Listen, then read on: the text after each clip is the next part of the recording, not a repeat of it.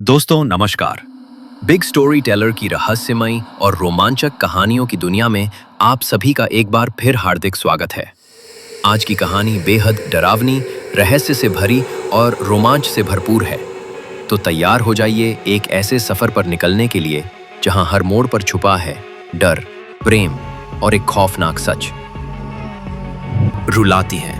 कुछ कहानियां हमें डराती हैं, कुछ कहानियां हमें, और कुछ ऐसी होती हैं जो डर और प्रेम के बीच एक ऐसी डोर बुनती हैं जिसे समझ पाना इंसान के बस में नहीं। आज मैं आपको एक ऐसी प्रेतनी की कहानी सुनाने जा रहा हूं जो इंसानों का दिल खाकर जिंदा रहती थी, लेकिन एक दिन उसका दिल खुद किसी के लिए धड़कने लगा।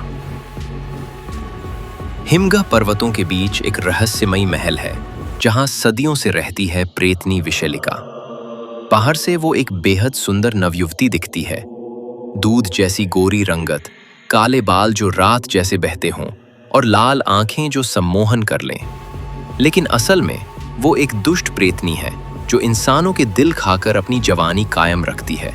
हर 9वीं रात उसे किसी इंसानी युवक या युवती का ताज़ा हृदय चाहिए। अगर नहीं मिला तो वो दर्दनाक रूप से सड़ने और बूढ़ी होने लगती है। उसकी चीखें तब पूरे जंगल में गूंजती हैं और हवा में सड़न की बदबू फैल जाती है। लेकिन इस बार वो पहुंचती है अनर्त्य राज्य। घना जंगल, सूने रास्ते और पुरानी हवेलियां। यहीं उसकी मुलाकात होती है राजकुमार विक्रांत सेन से, एक युवा, साहसी और आधी रात को अकेले जंगल में सोते हुए मुस्कुराता हुआ। विशेलिका उसे देखती है और पहली बार उसका दिल किसी के लिए धड़कता है। अब तक जो औरों का दिल निकाल कर खा जाती थी, अब खुद के भीतर कुछ पिघलता हुआ महसूस करती है। उस रात उसने विक्रांत सेन का दिल नहीं निकाला, बल्कि वो लौट गई। छत पर खड़ी होकर दूर पहाड़ों की तरफ ताकती रही। अगली रात राजकुमार के महल में अजीब घटनाएं होने लगती हैं।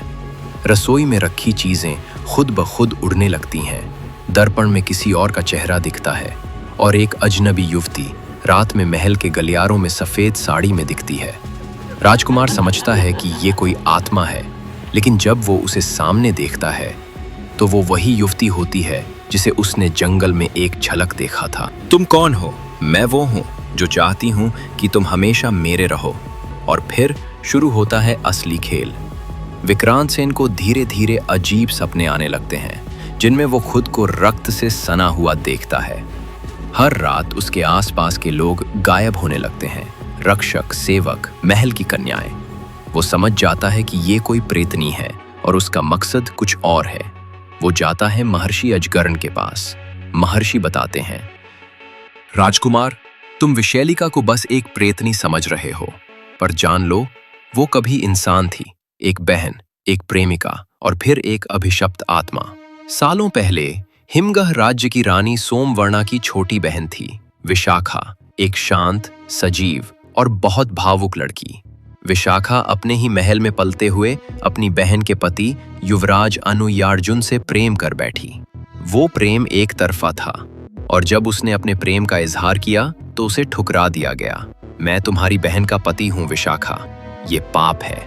उस रात विशाखा ने आत्महत्या कर ली, लेकिन मरने से पहले उसने एक श्राप दिया, जिस दिल ने मेरा प्रेम नहीं समझा उसी दिल को मैं बार बार चीरूंगी।